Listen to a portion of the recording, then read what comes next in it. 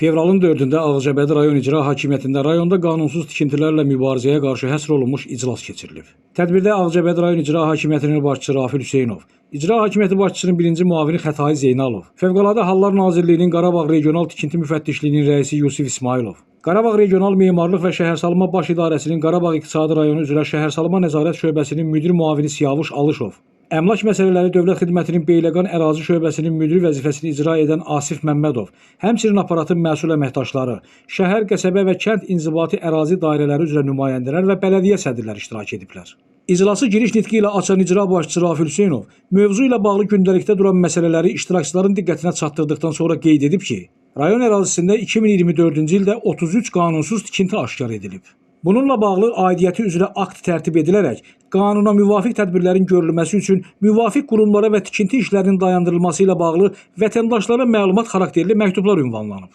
Aşkar edilmiş qanunsuz tikililər rayon mərkəzində, həmçinin qəsəbə və kəndlərdə qeydə alınıb, deyə rayon rəhbəri qeyd edib. Fövqəladə Hallar Nazirliyinin Qarabağ Regional Tikinti Müfəttişliyinin rəisi Yusif İsmailov, Ağcabədi rayon icra hakimiyyəti başçısının birinci müavini Xətai Zeynalov, Qarabağ Regional Memarlıq və Şəhərsalma Baş İdarəsinin Qarabağ İqtisadi rayonu üzrə Şəhərsalma Nəzarət şöbəsinin müdir müavini Siyavuş Alışov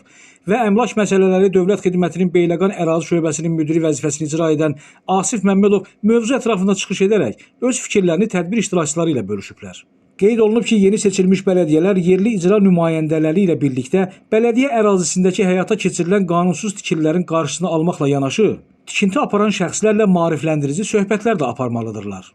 O da vurğulanıb ki, bələdiyyələr onlara məxsus torpaqlardan səmərəli istifadə etməli, zəbt olunmuş bələdiyyə torpaqlarının zəbtdən azad olunması,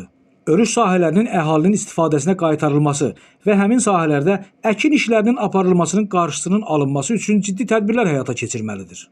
Təxminən bir saata yaxın davam edən iclasın sonunda tədbir iştirakçılarını maraqlandıran suallar ətraflı şəkildə cavablandırılıb.